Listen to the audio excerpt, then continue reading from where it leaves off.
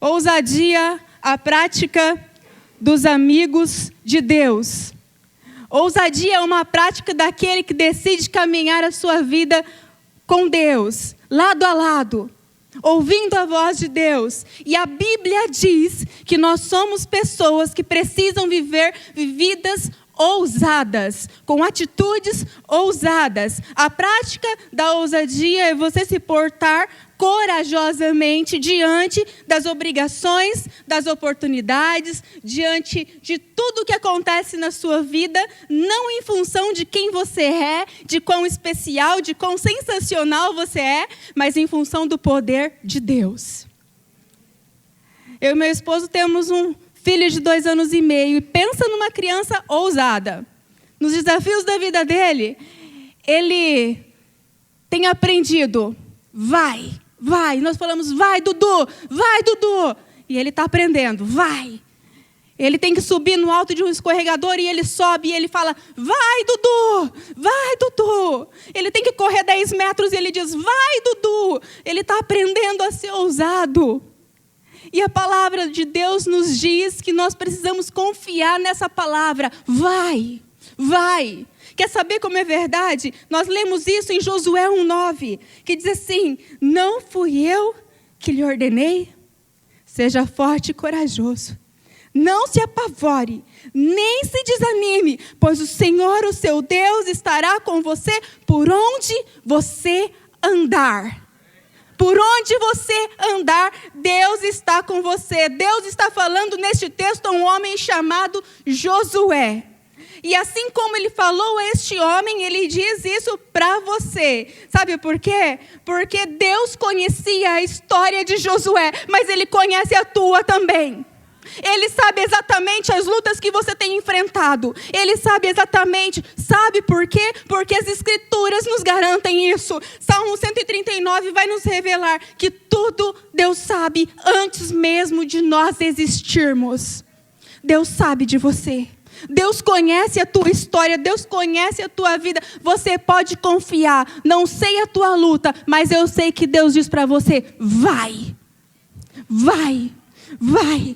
O apóstolo Paulo também nos garante essa verdade, porque é um homem que viveu uma vida ousada. Ele deixou claro, por sua experiência, ao viver as mais diversas dificuldades.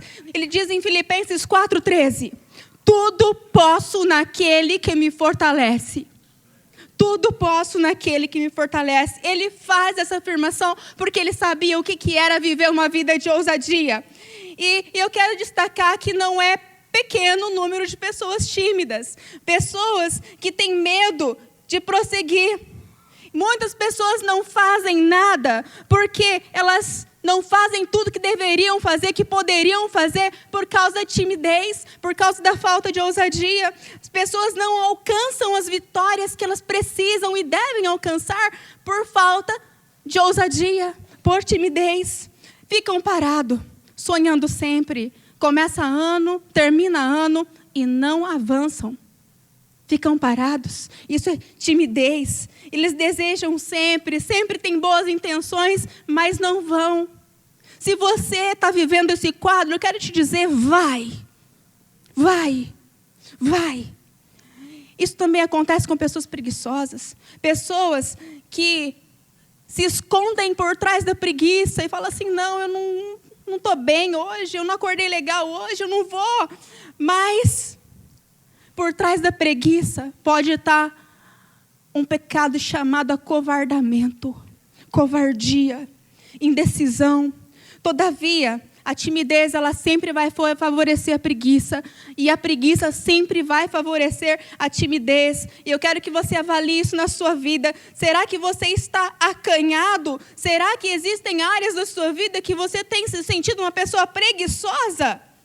Avalie. Deus pode estar querendo tratar algo profundo na sua vida hoje. E a tua vida pode mudar a partir deste momento, porque o Espírito Santo de Deus está aqui. E é o único capaz de gerar força e ousadia na tua vida. Pode ser que não seja preguiça. Pode ser que seja falta de ousadia. Seja ousado. Vá em frente. Mas eu quero destacar também que ousadia não é outra coisa senão você dar conta do que Deus tem para a tua vida. Você ir e resolver fazer. Ousadia não é o que o mundo tem pregado, que é você passar por cima das pessoas, você fazer maldades a fim de chamar atenção para si próprio, é você achar que você está acima das nuvens, acima de todo mundo e pisotear quem passa na tua frente. Não. E eu quero deixar claro para você que talvez pense, mas no meu trabalho não tem jeito, eu preciso ser uma pessoa trapaceira. Eu preciso agir de forma com que eu consiga uma posição, um status. Eu quero te dizer, em nome de Jesus, que o mundo não está precisando de gente esperta. O mundo precisa de homens e mulheres cheios do Espírito Santo. O mundo precisa de homens e mulheres íntegros, de homens e mulheres que caminham segundo a vontade, o plano e o propósito de Deus, que não vão para chamar atenção para si próprio, mas vão para revelar o próprio Deus onde quer que estejam. O mundo político precisa de gente assim. O mundo empresarial precisa de gente assim. E você não pode dar vozes às vozes do mal na tua vida e achar que é normal isso aí, que não é. Não é normal. Porque a ousadia, segundo Deus, é humilde. A ousadia, segundo Deus, é dar conta do recado do que Deus tem projetado para a sua vida. Vai. Quando vier o sofrimento, não desista. Vai. Quando o mundo desabar para você, vai. A ausência de ousadia é timidez. E a Bíblia trata com rigor a timidez. Tanto que para o povo, na Bíblia, diante das guerras que eles enfrentavam, o soldado medroso, o soldado que era tímido, ele tinha que voltar embora para casa. Ele não podia estar na frente de batalha. Ele não podia ser considerado ali entre as pessoas fortes por causa da sua timidez. Ele não podia estar ali. Ele voltava para casa porque ele era uma pessoa inapta. Ele era uma pessoa que poderia contagiar todos os outros com a sua timidez. E um exército tímido não prospera. Um exército que fica mascarando não prospera. Aquele que caminha com Deus precisa ser tudo. Precisa ter Deus como tudo na tua vida e avançar, ir à frente. E para prosseguir, eu preciso pontuar para você como é importante os relacionamentos, as escolhas das pessoas que estão ao nosso redor, para que a gente possa prosseguir numa vida ousada. Sabe por quê? As pessoas que estão ao nosso redor, elas definem o lugar onde nós estamos, onde nós podemos chegar, quem nós podemos nos tornar. É o ditado que diz assim: diga-me com quem andas, que eu te direi quem és. Talvez não exatamente quem você é, mas quem você está se tornando. Cuidado. Uma pesquisa diz que você é a média das 5 pessoas com quem você se relaciona. Em tempos virtuais ainda diz que você é o resumo das pessoas que você segue no Instagram. Porque quem está à nossa volta nos influencia. E nós precisamos avaliar. Avalie quem está definindo você. Avalie. E eu quero deixar claro que você não deve se fechar para relacionamento nenhum. Hoje também tem uma moda de dizer aquela pessoa é tóxica, aquela pessoa é chata, e eu não quero contato com pessoas assim. Isso é antibíblico. O ensinamento de Jesus é que você deve amar todas as pessoas, e pessoas não são descartáveis. Pessoas são alvo do amor de Deus, e você pode ser a única Bíblia que a pessoa que você diz que é tóxica está lendo. Deixa Deus te usar. O campo é grande, e você é o missionário que Deus está levantando. Portanto, eu quero te dizer que algumas pessoas te influenciam, mas outras é você que precisa influenciar. Você que precisa influenciar, porque uma amizade ela pode te tornar uma pessoa mais forte, uma pessoa mais fraca. Inclusive, o quão seguro você está em determinado momento, o quão indeciso você está, as pessoas que estão ao seu redor podem te definir. Por exemplo, a minha família tem uma rede de famílias que nos apoiam. Nós temos 5 famílias que são referencial na nossa vida. São pessoas que nós nos espelhamos, que nós ouvimos, são pessoas que nos aconselham, são pessoas que nos centralizam. Quando a gente vê que algo está fora do foco, a gente olha para aquelas 5 famílias e fala, essas famílias aí são o nosso referencial. Então, nós precisamos saber quem que nos influencia. Sabe por quê? Quando você define uma rede próxima de pessoas que te dão estrutura emocional, espiritual, você tem força suficiente para impactar todos os outros relacionamentos ao teu redor. E você não precisa descartar ninguém. Você apenas vai saber tocar a vida das pessoas em amor. Porém, eu quero avançar no nível mais profundo de relacionamento, que é a nossa amizade com Deus. Essa amizade com Deus é aquela capaz de transformar a nossa vida e nos fazer viver de forma ousada os valores que são dele, os valores de Deus. Por quê?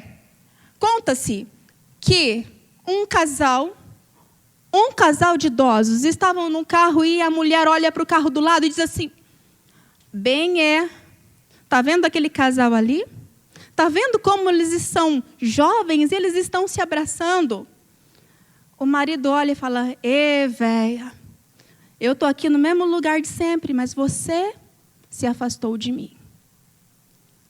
Será que muitas vezes nós não estamos neste nível de relacionamento com as pessoas ou com Deus? Será que nós estamos nos afastando? Portanto, Deus é aquele que está próximo. Deus é aquele que está sempre com a mão esticada, sempre pronto para nos abraçar. A única pessoa que pode impedir com que você viva tudo o que Deus tem para a sua vida é você mesmo, porque Deus quer. Deus está à porta, Ele não se afastou de você, Ele não está distante de você. É uma mentira dizer, Deus me abandonou, porque Deus não te abandona. Deus está com você, mas se você não abrir a porta, Ele não vai entrar. Você precisa ter a sua iniciativa. Deus está indo em sua direção para você ter um relacionamento íntimo com Ele. Mas você é o responsável pelo muro que separa você e Deus. Você é o responsável. Relacionamento com Deus é questão de investimento de tempo. E o Senhor dá importância. Tanto que Ele destaca em Marcos 3,14 a importância de se relacionar. Olha só, escolheu 12, designando-os como apóstolos para que estivessem com Ele e os enviasse a pregar. Veja só, aqui é o próprio Cristo designando 12 para estar junto dele. 12, porque Ele queria destacar a importância da intimidade com Ele. E assim como esses 12 tiveram intimidade, hoje Ele está aqui para te chamar e te escolher para ter intimidade com Ele. Um Deus grande, um grande que está acima de tudo, mas que se importa com alguém tão pequeno quanto a mim, tão pequena quanto a mim. Um Deus que está acima de todas as coisas, mas é o Deus que está do tamanho ideal do meu coração. O Deus que está aqui. Ele é o Deus que habita num alto e sublime trono, mas é o Deus que habita no meu coração.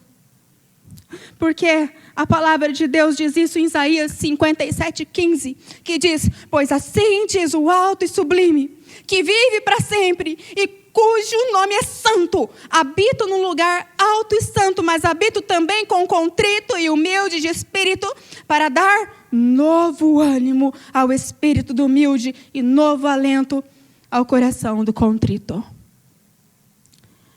Com este embasamento bíblico, eu espero que até aqui o quadro esteja desenhado para você.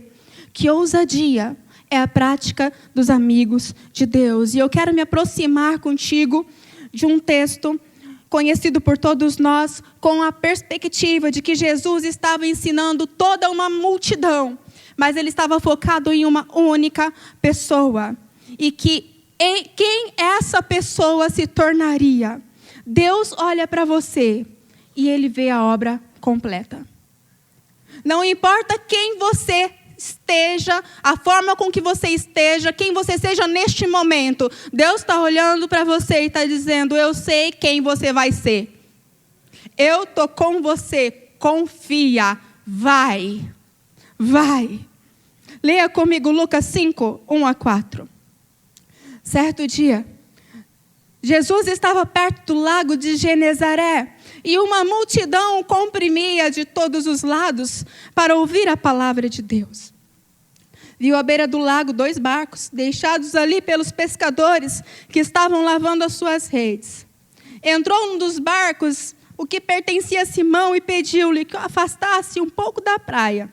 Então sentou-se e do barco ensinava o povo.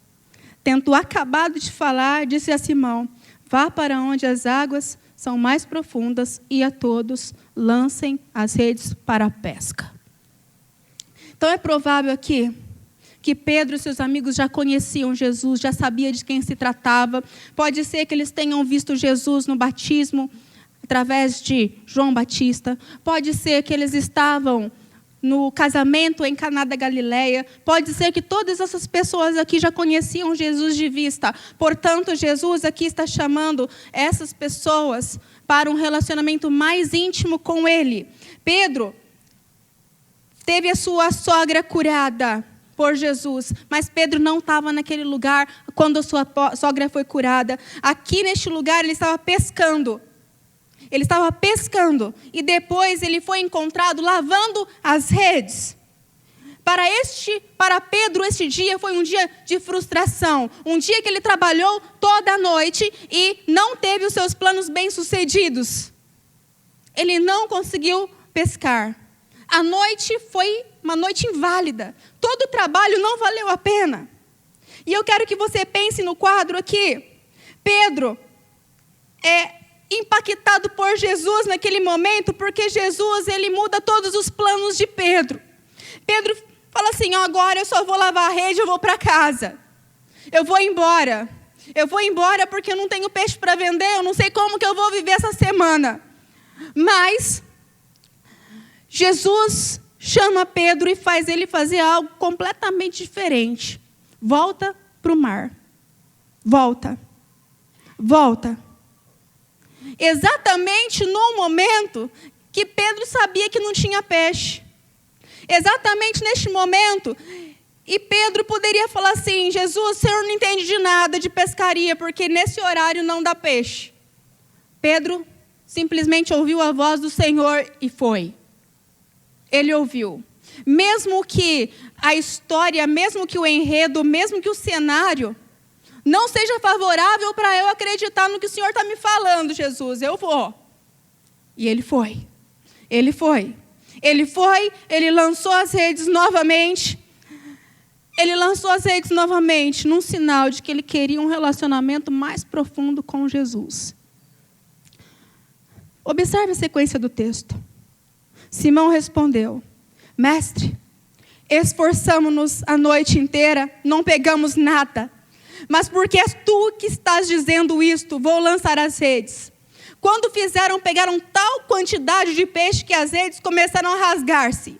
Então fizeram sinais e seus companheiros no outro barco para que viessem ajudá-los. E eles vieram e encheram ambos os barcos, a ponto de quase começar a afundar. Tamanha foi a pescaria. Veja, um Deus tão grandioso é capaz de controlar os cardumes de peixes. E Jesus aqui tem 3 afirmações diretas a Pedro. E elas são palavras que são dirigidas a nós também. E em primeiro lugar, eu quero destacar aqui que a ousadia dos amigos de Deus os leva do superficial ao profundo. Chega de superficialidade. Chega de ficar apenas com o que é básico. Jesus quer profundidade no relacionamento. A primeira afirmação é: vá para onde as águas são mais profundas. Preste atenção no versículo 4. Tendo acabado de falar, disse a Simão: vá para onde as águas são mais profundas e a todos lancem a rede para a pesca. É isso que nós precisamos fazer. Nós precisamos deixar a superfície da nossa amizade com Deus e ir além. Nós precisamos sair do contexto que tem controlado as nossas emoções, que tem controlado a nossa vida espiritual e ir além. Nós precisamos deixar a amargura de lado e ir além. Nós precisamos deixar para lá a falta de perdão, perdoar e ir além. Para um relacionamento mais profundo. Deixa de se esconder. Deixa de negociar a tua fé, de abrir mão da tua fé por qualquer coisa que aparece no meio do caminho. Vai para um relacionamento profundo. Vá para onde Deus diz, eu tenho os recursos para você. Eu tenho os recursos. Jesus, ele sempre nos ajuda a obter os resultados quando nós seguimos o que ele nos diz. Se você seguir o que Deus está te dizendo, você não vai colher o resultado que você espera. Você vai colher o resultado que Deus tem para a tua vida. Pedro poderia ter dito para Jesus, esse trabalho é meu. Cai fora, Jesus. Ele poderia ter dito que o negócio era dele. Ele poderia ter dito que ele era experiente. Ele poderia ter resistido à ordem de Jesus. Portanto, Deus o chamou para águas que eram mais profundas. E Deus nos chama. Às vezes nós colocamos desculpas que nós estamos cansados demais dessa vida. Talvez você pense, eu já tentei essa vida aí. Eu já tentei fazer tudo certinho. Mas lá na minha empresa só prospera quem faz coisa errada. E eu vou fazer também. Cuidado com isso. Cuidado, porque isso é um sinal de superficialidade. Porque quando a gente está caminhando lado a lado com Jesus, a gente não quer nada, a gente não quer negociar a fé, porque Jesus é tudo. Que Jesus é tudo. Às vezes a sabedoria de Deus pode parecer loucura para você, pode parecer loucura para aqueles que estão ao teu redor. Mas viver uma vida de profundidade é tudo que você precisa para viver uma vida ouvindo a voz de Deus dizendo, vai que você consegue. Vai que você consegue. Um relacionamento profundo com Deus é um relacionamento que vai te dar vigor. É um relacionamento que vai te dar ousadia para as tuas batalhas. E em segundo lugar, a ousadia dos amigos de Deus os leva da covardia à coragem. Da covardia à coragem. Sabe por quê? A segunda afirmação feita é, não tenha medo. Não tenha medo. Se o medo tomar conta da tua vida, Jesus te diz, não tenha medo. Verso 8 diz assim, quando Simão Pedro viu isso, prostrou-se aos pés de Jesus e disse, afasta-te de mim, Senhor, porque eu sou um homem pecador. Pois ele e todos os seus companheiros estavam perplexos com a pesca que haviam feito. Como também Tiago e João, os filhos de Zebedeu, sócios de Simão. Então Jesus disse a Simão, não tenha medo. De agora em diante você será pescador de homens. Eles então arrastaram seus barcos para a praia, deixaram tudo e o seguiram. Pedro, ele começa a ver um milagre acontecer. Ele começa a ver algo diferente de tudo que ele já viu em toda a sua vida. Ele estava acostumado com o comércio. Ele estava acostumado a pescar, vender, negociar. Ele tinha ali o seu negócio com os amigos. Ele tinha a sua rotina tradicional todos os dias. Ele tinha o seu horário de acordar. Ele tinha o horário de cochilar na parte da tarde. Mas a partir deste momento, Pedro começa a viver um milagre de Deus. A sua história é modificada completamente a partir desse encontro em que ele decidiu obedecer. Ao reconhecer o poder e a glória de Deus, a primeira iniciativa de Pedro foi, Senhor, se afasta de mim porque eu sou pecador. Eu tenho aqui um coração incrédulo. Eu tenho aqui um coração covarde. Mas se o Senhor está falando que é para ir, eu vou. Ô Senhor, Ele reconhece toda a sua pequenez e é isso que acontece quando a gente se aproxima de Jesus. Quando se aproxima dele, a gente vê quem a gente é. Quando nós contemplamos a sua face, nós podemos reconhecer então a sua grandeza e reconhecer quem nós somos de verdade. Ele é grandioso e nós somos limitados. Nós somos limitados, mas ele diz, não temas, porque apesar dele ser tão grande e nós sermos tão pequenos, ele nos chama a uma vida de intimidade, como diz o Salmo 25:14. O Senhor confia os seus segredos aos que o temem e os leva a conhecer a sua aliança. Vai, porque Deus tem para você os segredos do coração dele. E a tua vida não é uma vida para viver na área da covardia. É uma vida para ser vivida na área da coragem. É uma vida que avança. Jesus disse que Pedro não deveria temer. Não tenha medo, então, de expor as suas emoções, seus sentimentos. Eu quero que você tenha liberdade comigo, é o que o Senhor diz. Você pode confiar toda a sua vida nas minhas mãos. É o que Deus diz. Nós compartilhamos nossos sentimentos, emoções, somente com pessoas próximas. Por isso que é preciso ser um amigo de Deus. Se não tiver relacionamento, investimento, não vai dar certo. É preciso ter tempo. É preciso correr atrás. Dedicar tempo para ter tempo com Jesus. Às vezes nós temos medo de nos aproximar de Deus. Talvez haja pessoas aqui hoje com medo do que Deus pode dizer para você fazer. Talvez você esteja correndo, fugindo há algum tempo já de ouvir a voz de Deus, porque você já sabe o que Deus tem para você e você está correndo. Pedro era a pessoa que saía fugindo de Jesus em todo o tempo. Mas Jesus laçou Pedro. E eu quero te dizer, Jesus vai te laçar em nome de Jesus. Você já foi laçado, porque Jesus está aqui.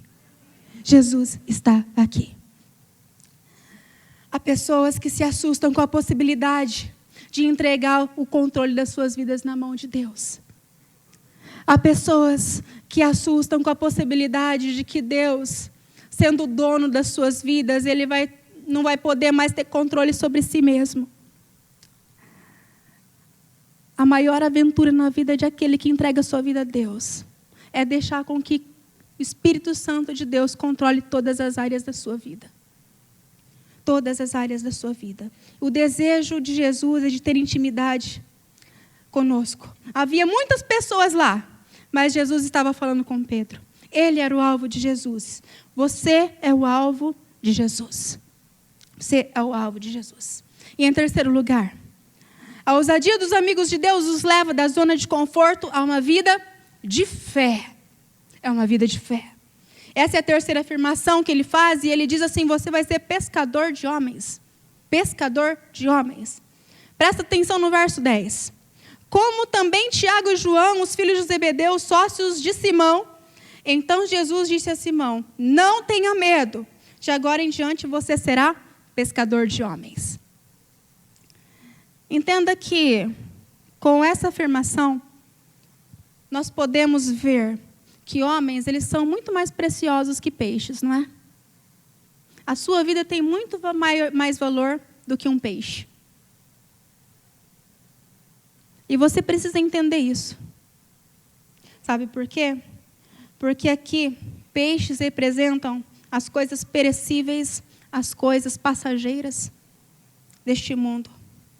Porém, aqui há uma mudança, uma inversão de valores em que Jesus pega Pedro e fala, agora o que tem valor são as coisas eternas. Não é o teu peixe que tem valor.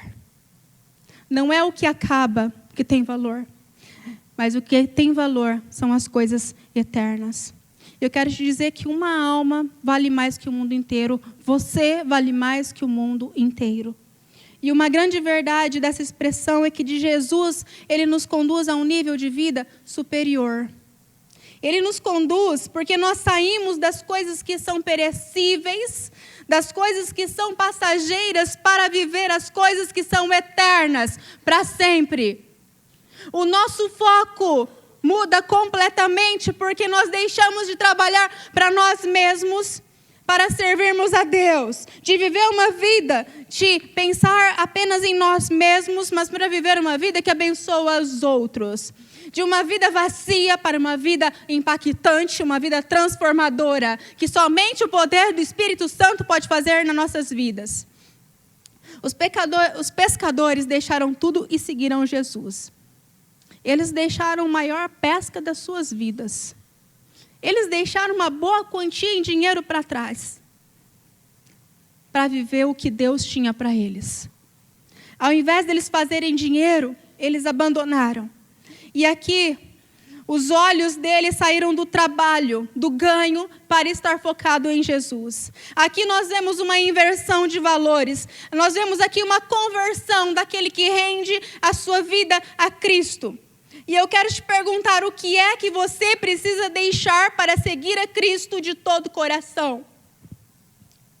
O que tem impedido para que você possa avançar na sua vida com Deus, para você viver no poder e na ousadia do Espírito Santo de Deus?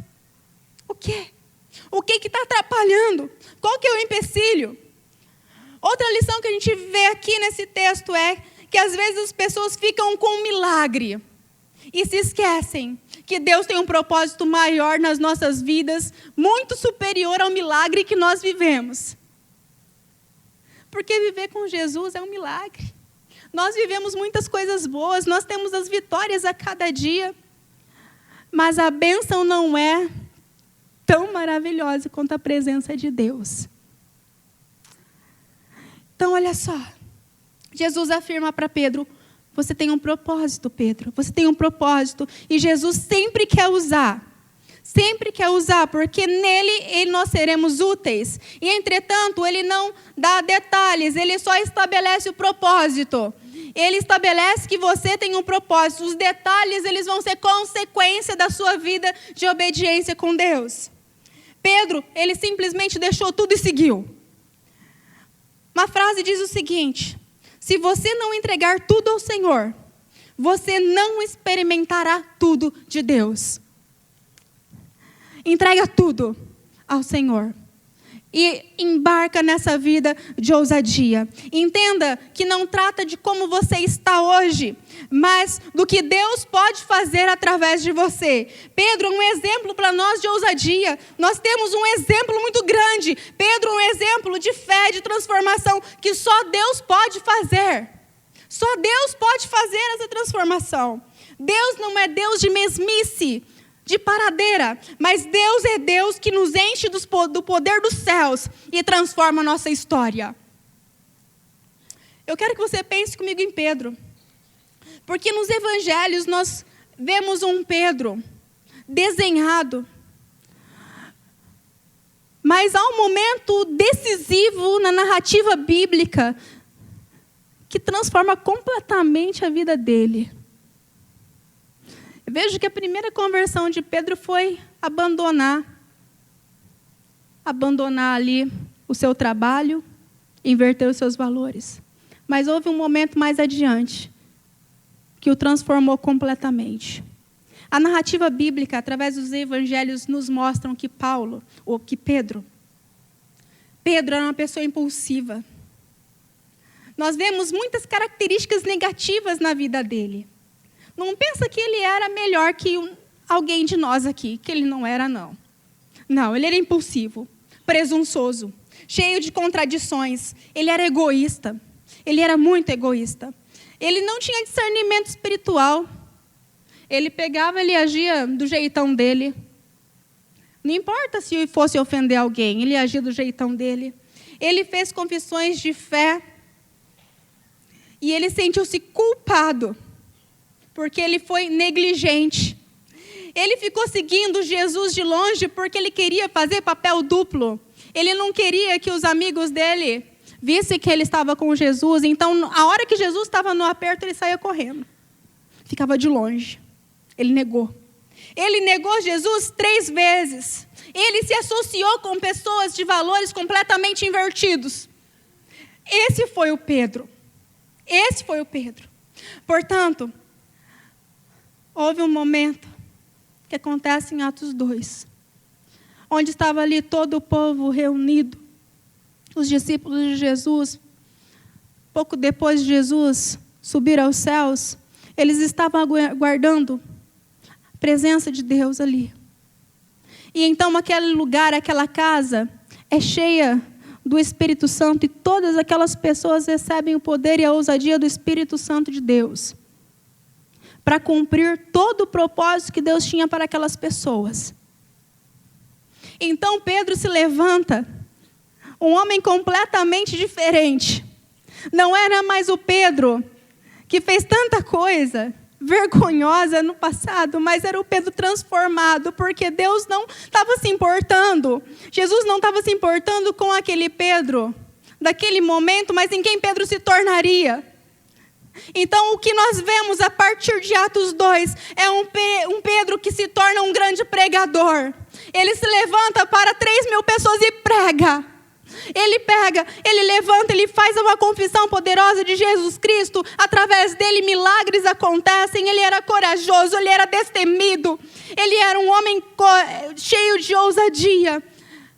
Ele não negociou a fé, tanto que ele foi um dos que escreveu cartas confrontando os falsos mestres. Houve uma transformação na vida de Pedro. Assim como teve na vida de João, o João amoroso, meigo, querido. A hora que ele foi tocado pelo Espírito Santo de Deus, ele recebeu uma ousadia, que ele recebeu capacitação para escrever o livro mais firme e forte da Bíblia, que é o livro de Apocalipse. Deus olha para você e vê o teu propósito. Deus quer cumprir todo o propósito dele para a sua vida. E eu quero repartir com você que recentemente eu fiz um teste meu de avaliação pessoal que me impactou muito. Eu tinha feito esse teste há 20 anos atrás, na época que eu entrei no seminário. E eu fiquei perplexa com o que Deus faz na nossa vida. Eu fiquei perplexa, assustada, eu chorei. Porque essa avaliação me tocou de uma forma muito profunda. Sabe por quê? Porque eu ainda não sou tudo que Deus me chamou para ser. Mas eu não sou quem eu era antes. Eu já não sou quem eu era. Essa autoavaliação me tocou porque até pouco tempo eu guardava na minha mente que eu era a pessoa mais tímida do mundo, que eu era a pessoa mais pacata do mundo, que eu era a pessoa mais apagada do mundo. Porque isso ficou guardado na minha mente. Para mim, eu era aquela pessoa. Só que eu vi que Deus me transformou completamente. E eu já não sou quem eu era 20 anos atrás. Eu me lembro que eu era uma pessoa que tinha dificuldade de relacionamentos. Se eu encontrasse qualquer pessoa de vocês na rua, eu ia virar do outro lado só para não te cumprimentar. E não era porque eu era uma pessoa metida, não. É porque eu tinha vergonha de você. É porque eu achava que você era muito importante para olhar para mim. Devido ao sentimento de inferioridade que tomava conta da minha vida. Eu era a pessoa que, se estivesse numa padaria e você chegasse, eu me escondia embaixo da mesa e ficava lá até você ir embora. Porque eu achava que eu não era digna de você olhar para mim. Mas um dia Jesus olhou para mim. Um dia Jesus olhou para mim. Eu, a pessoa que sempre teve dificuldade de relacionamentos, que nunca teve amigos na infância, que nunca teve amigos na adolescência, nem na juventude. Porque tinha vergonha. Deus transformou. E olha o propósito. Para que hoje eu pudesse trabalhar na área de relacionamentos dessa igreja.